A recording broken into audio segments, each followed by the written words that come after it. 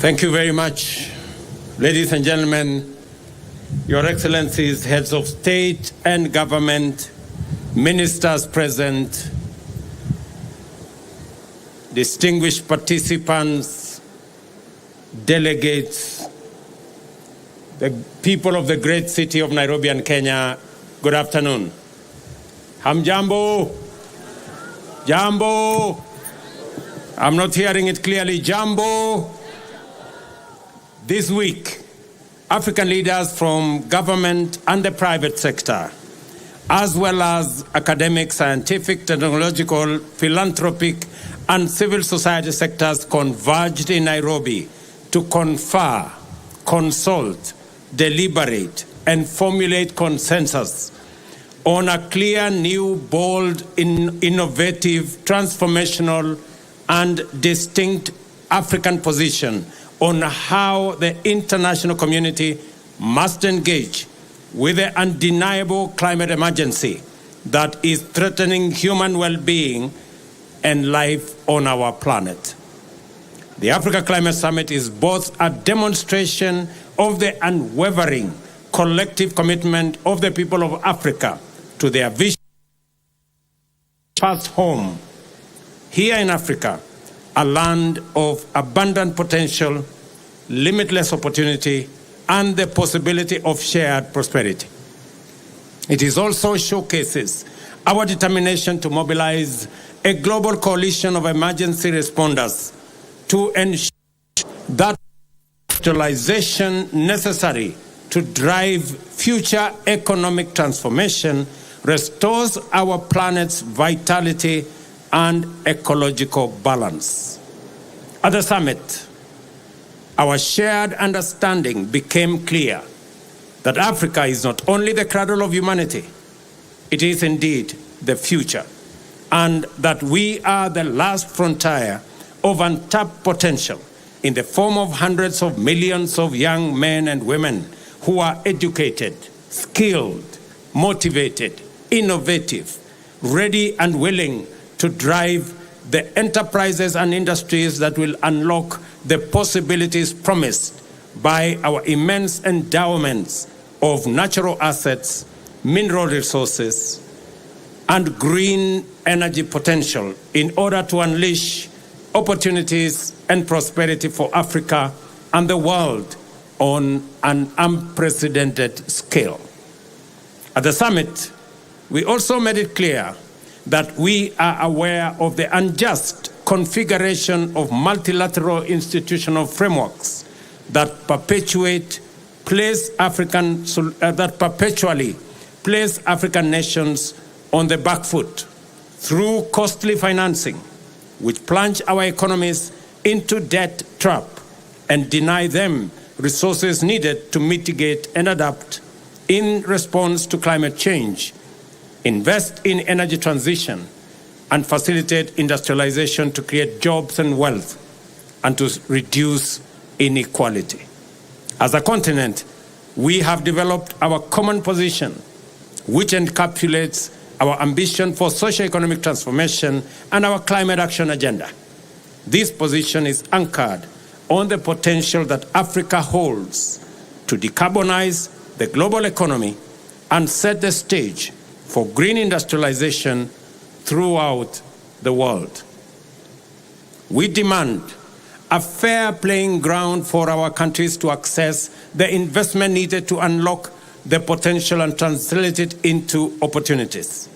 We further demand a just multilateral development finance architecture to liberate our economies from odious debt and onerous barriers to necessary financial resources.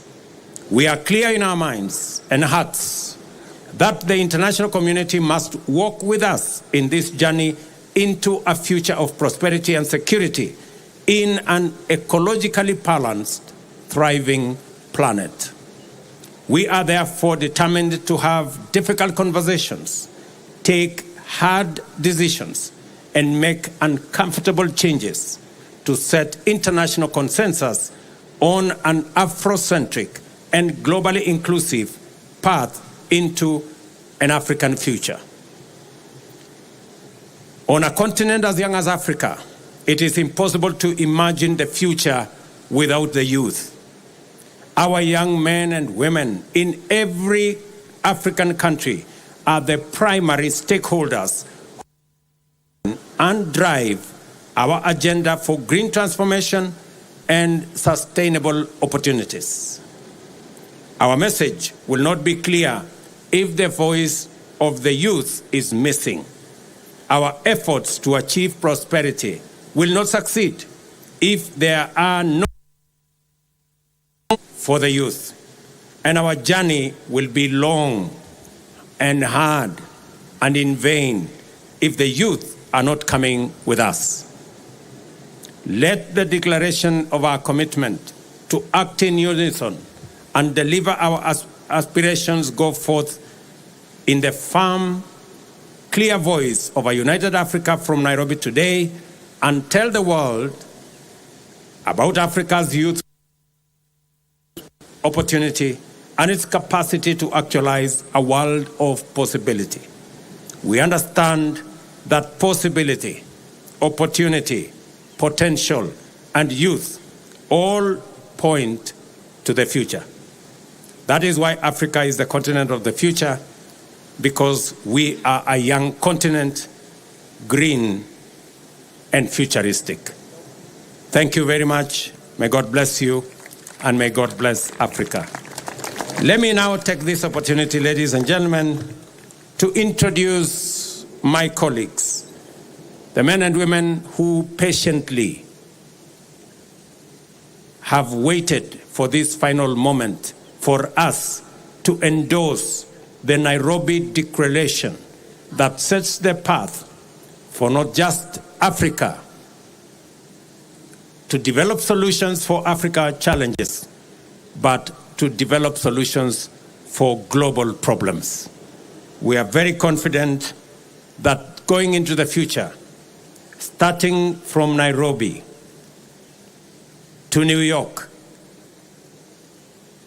to UAE, our message will be clear, our message will be forthright, and our message will be firm.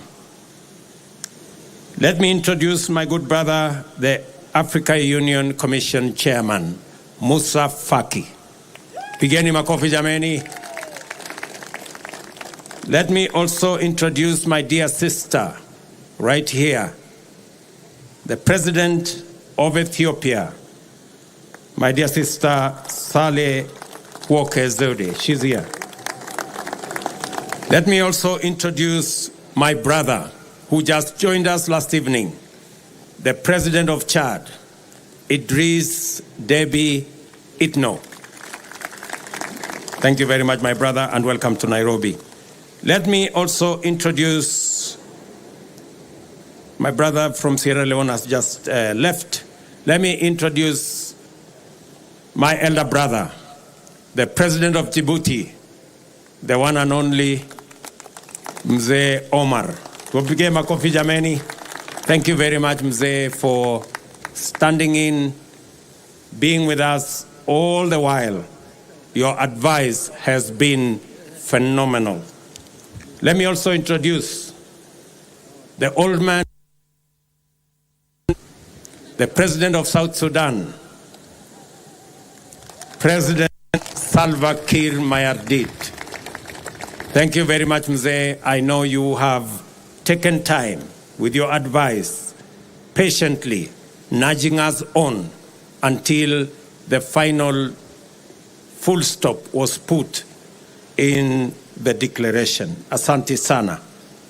Let me also introduce in our midst a great revolutionary, a great leader who knows Nairobi, Naivasha, Nakuru, Eldoret and Lamu and all the other places. President Isaias Afwerki, the President of Eritrea. Welcome, Your Excellency. We don't take for granted that you're here to append your signature to this great declaration as we march forward in unity.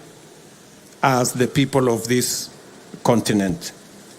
Let me also introduce my good brother Sama, the Prime Minister of DRC. Pigieni makofi jameni. Thank you very much, my friend. I know you were very keen as we discussed what to do with our natural carbon sinks, and your contribution in making sure that it is reflected appropriately in our declaration is greatly appreciated. Let me also thank my brother Nangolo, the Vice President of Namibia. Pigeni makofi. Thank you very much. And the Vice President, my dear sister, the Vice President of Angola. Pigeni makofi. Thank you very much. And of course, our sister Patricia Scotland, our Secretary General of the Commonwealth. Pigeni makofi. Thank you very much. And of course, the grandfather of Africa, Baba Olusegun Obasanjo. He was right here to make sure that we never try to do the wrong thing. Thank you very much, Mzee. And you have supervised us all the way. I tried to persuade him that we can do the rest alone, and he said no, just in case you make the wrong step last minute. So that's why he is here. Let me also recognize my brothers ministers who are here. All the ministers, thank you, and heads of delegation. I really want to appreciate our first ladies. They're right here. My good brother, the Deputy Prime Minister from Somalia, thank you very much for coming. And all the dignitaries, forgive me if I didn't mention your name directly. It in no way say your contribution was any less. We appreciate everybody who has been here. Thank you very much, Nairobi, for welcoming all our guests. Thank you very much, the people of Kenya, for welcoming all our guests. My very best wishes as we march on with the Nairobi Declaration into the next destination. Asanteni sana, God bless you, and God bless our great continent. Thank you very much.